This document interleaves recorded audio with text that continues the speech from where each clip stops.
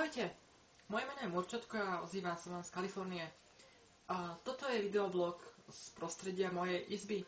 Dnes som vám chcel natočiť pôvodne video z mojej školy, ale mal som nejaké technické problémy, tak video vám pošlem až zajtra. Tak opäť ozývam sa vám zo svojej izby. Pripravil som si niekoľko zaujímavých vecí, ktoré sa mi už počas môjho 54-dňového pobytu v USA nazbierali. Tak poďme na to. Prvou zaujímavou vecou sú noviny. Presne tak. The New York Times.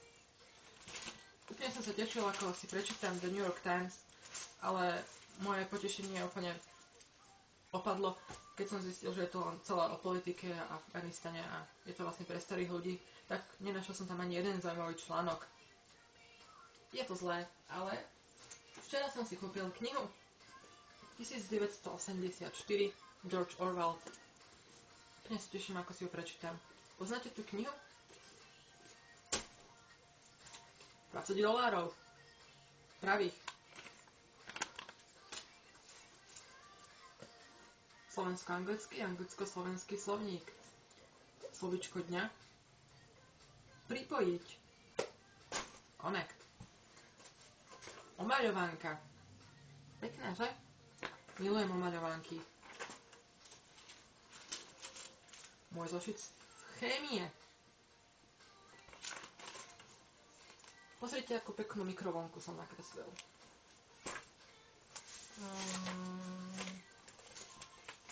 Lyžičko vidlička. Ceruska. A názov našej školy. Waterford High School. Whiteboard. Veľmi používané učiteľmi na našej škole. Učiteľ sa nás vždy spýta nejakú otázku a my na ňu odpovieme fixkou a potom to takto ukážeme. Učiteľia si tak vlastne čekujú, či sme pochopili učivo. List pre mojich milovaných spolužiakov na Slovensku a prázdna obálka s 2 harkami papiera, na ktorej môžem napísať list pre teba. Stačí, ak mi do komentárov napíšeš, čo mi ponúkneš za to, že ti pošlem list. Nemusí to byť niečo hodnotné, stačí, ak to bude kreatívne. Tak, ak chcete list, tak mi napíšte, čo za to. Takto Murčatko vyzeral na svojej školskej kartičke. Až kým ju nezmenil, pretože tam mal škaredé vlasy. A teraz tie škaredé vlasy mám opäť, preto nosím klobúk. Takto som vyzeral, keď som mal 16 a štvrť. Takto som vyzeral, keď som mal 10. Takto som vyzeral, keď som mal 8. A takto som vyzeral, keď som mal 5. Ako vidíte, takto ide z najlepšieho až po najhoršie. No nevadí. Tak sa s vami lúčim so svojím malovátkom a